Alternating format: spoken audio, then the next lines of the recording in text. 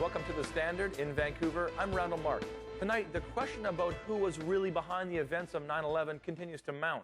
The controversy around the events of 9/11 continues to gather steam. Although immediately dismissed by some, there are legitimate questions that have never quite been answered. Joining me to discuss some of these questions is Richard Gage.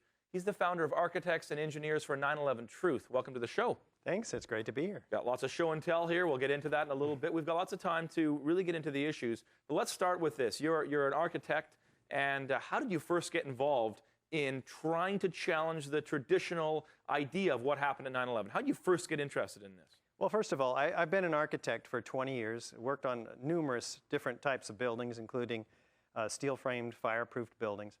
I was on my way to a construction site observation, and I heard on the radio 2 years ago the disturbing conclusions of a rather reluctant 9/11 researcher, David Ray Griffin. Okay.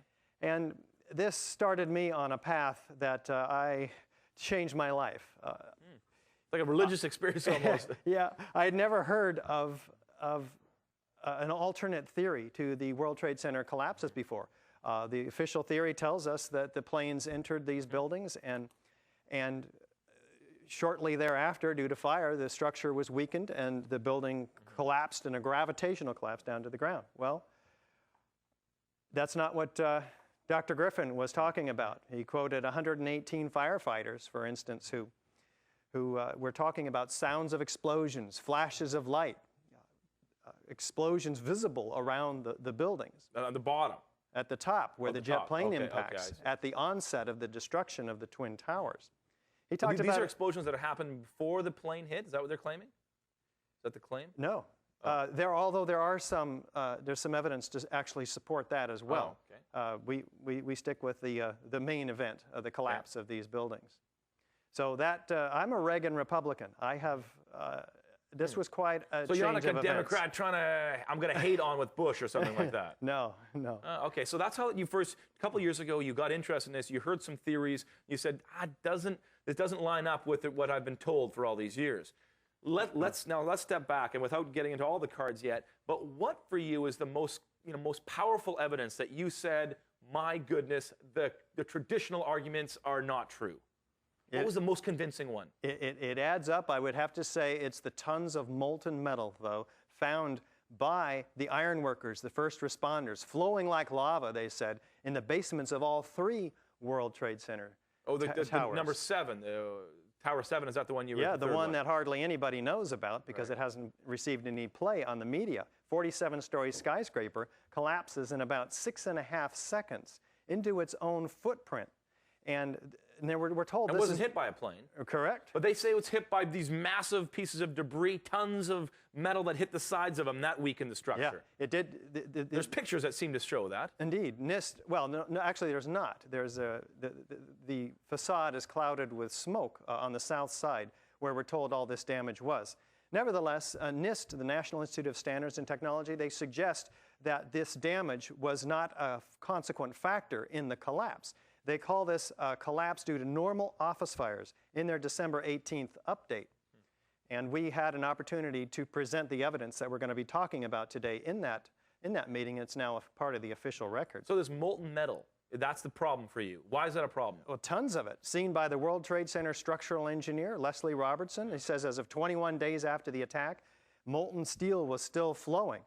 Astani, another structural engineer who had unfettered access to the ground zero, suggests that he saw a melting of girders. In fact, he took photos of these, and we have them in our website, ae911truth.org. And why is that a problem? Why is the melting of the girders problematic for you?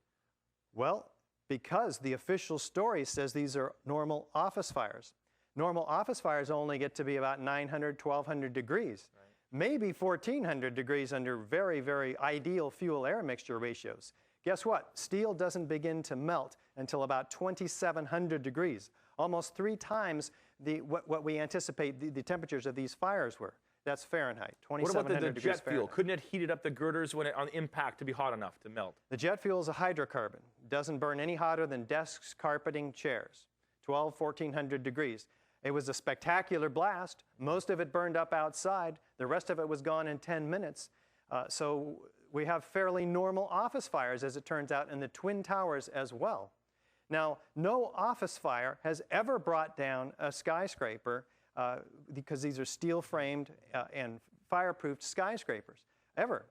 And we have over 100 very large, very hot, and long-lasting fires in these steel-frame fireproof skyscrapers. So all of a sudden, the three worst structural failures in modern history occur on one day. And one of them, as you mentioned, wasn't hit by an airplane. So what, I mean, okay, let's stop for a second here. You're claiming, obviously, you're doubting what's going on. You're saying that they can't be hot enough to melt steel. Something else melted it. You're just, asking these questions as an architect. You think, who did this then? Well, we'll get to that. Okay. Because I'm very curious about that. Because where did the molten metal come from? Dr. Stephen Jones, a physicist formerly from Brigham Young University, analyzes the molten metal, a 40-pound chunk sent to him. He finds that it has aluminum, iron. It's not steel because it has very little chromium. So we're not talking about melted structural steel. We're talking about molten iron, which is the byproduct of thermate. Thermate. Thermite. There's thermite and there's thermate. Thermate is with added sulfur, lowers the melting temperature of steel. Sorry. It's okay. The point is that he finds the chemical evidence of thermate, iron, aluminum, sulfur, and manganese and potassium, and fluorine as well, in the ends of the beams, which the first responders and iron workers said were dripping with molten steel. He finds the evidence of this thermite cutter charge used by the military. Okay, cutter charge. Now you're talking about something that's man-made. Let's get back to that right after this break. Possible man-made cutter charges, World Trade Center? We'll see right after this break.